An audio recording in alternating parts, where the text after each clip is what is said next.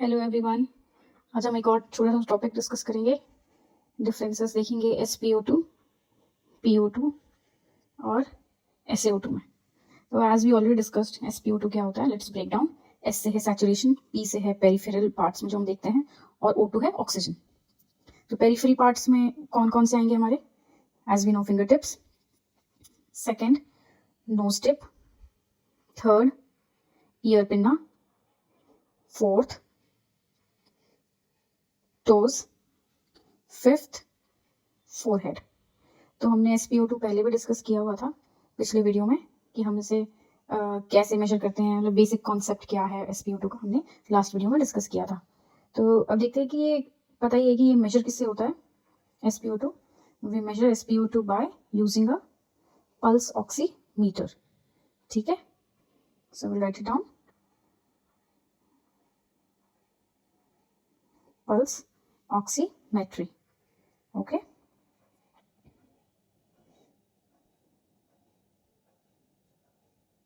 अब next point है कि इसका नॉर्मल रेंज क्या होता है।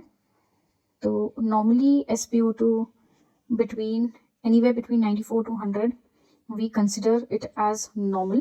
94 से 100% saturation we consider it as normal, but again it depends on various situations, underlying conditions. तो वो उस तरह से होता है। और ये कॉन्सेप्ट है कि भाई एक हीमोग्लोबिन जो है 4 ऑक्सीजन मॉलिक्यूल से बाइंड करता है और इसी फॉर्म में ये ट्रैवल करता है हमारी बॉडी में। ये ट्रांसपोर्टेशन का फॉर्म है ऑक्सीजन का, और यही हम पल्स ऑक्सीमीटर से मेजर करते हैं। ऑलराइट, नेक्स्ट पॉइंट है कि अगर 94 से कम होता है तो हम ये कहते हैं कि स्लोली जो है ये हाइपोक्सिया जो है टिश्यू डैमेज करना शुरू कर देता है। लाइक 94% से नीचे हम उसे हाइपोक्सिया कहते हैं, और लेस देन 90 जब जाने लग जाता है तो we can assume that the chances of tissue damage has been increased. Okay, so less than 90% leads to tissue damage. Okay, ठीक है। अब हम नेक्स्ट देखेंगे कि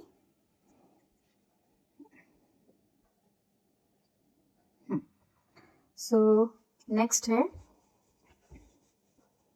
SaO2। ऑलराइट, SaO2 क्या होता है? तो ये उन लोगों के लिए है वीडियोस जो या ICU में काम करते हों, चाहे वो नर्सिंग हो या डॉक्टर्स हो, इंटेंसिविस्ट, बिकॉज ये ही इसी चीजें देख पाते हैं, SaO2, PaO2, SpO2 mostly. Next break down. S से है सैचुरेशन, A इसका रिप्रेजेंट करता है आर्टीरियल, आर्टरीज में जो हम चेक करते हैं, आर्टीरियल ब्लड में, और O2 से है हमारा ऑक्सीजन।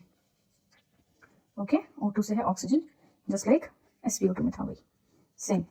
अब ये हम कहाँ मेजर कर रहे होते हैं, कैसे मेजर करते हैं, ये भी ABG एनालिसिस में हमको पता चलता है। अगर आप एक ABG खोल के देखोगे तो उसमें नीचे SaO2 दिया रहता है कि ये SaO2 है, इसका वैल्यू।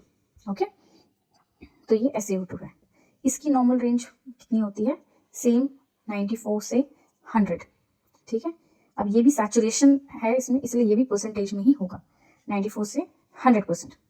और इसमें लेस देन 80 जब जाता है तब हम ये मानते हैं कि ऑर्गन डैमेज शुरू होना चालू हो चुका है। ऑर्गन डैमेज का वो बताता है। ठीक है, जैसे हीमोग्लोबिन जो बाइंड कर रखा है ऑक्सीजन से वो कम हो रहा है टोटली। अब 80% से कम होता है तब major organ start to get affected, like brain, heart, liver, kidney.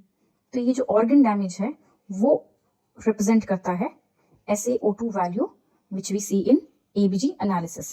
Alright, तो ये SaO2 में आगे क्या है कि ये भी बताता है कि पेशेंट जो है what kind of respiratory failure और कार्डियक फेलियर इसमें पेशेंट जा रहा है या नहीं, क्योंकि ऑर्गन का डैमेज रिप्रेजेंट करता है तो बताता है। बाकी ये वैल्यूज और कहाँ कम होती हैं ये SaO2 की वैल्यूज? अनीमिया में, अनकंट्रोल्ड डायबिटीज में। ठीक है, अनकंट्रोल डायबिटीज में ये वैल्यूज कम होती हैं। थर्ड पॉइंट है ये और किस में कम होती हैं? शॉक में, नेक्स्ट ड्रग्स ओवरडोज में, एंड केमिकल पॉइजनिंग में।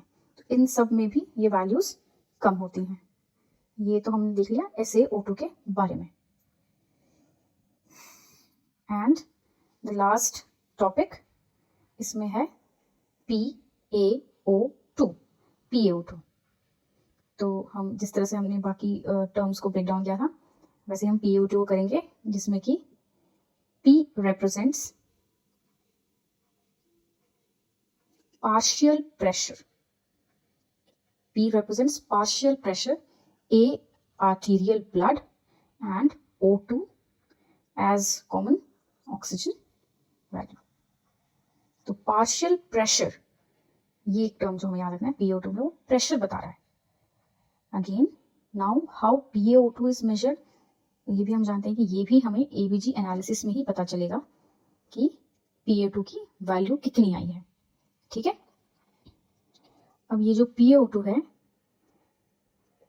ये बताता है मैकेनिकली वेंटिलेटेड पेशेंट में या वेंटिलेटर पे जो पेशेंट्स हैं उनमें ये वैल्यू बहुत इंपॉर्टेंट है चेक करना। और नॉर्मल वैल्यू इसकी 75 से 100 mm of Hg as it is a pressure, so हम बताएंगे कि ये mm ऑफ Hg में रहता है।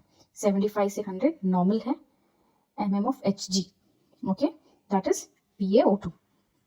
ओके, नेक्स्ट क्या है, जब इसकी वैल्यू डिक्रीज होती है तो मालूम चलता है कि पेशेंट को कोई ना कोई क्रोनिक कंडीशन है, जैसे कि कोई चेस्ट ट्रॉमा हुआ है पहले पेशेंट को, या कोई इंजरी, या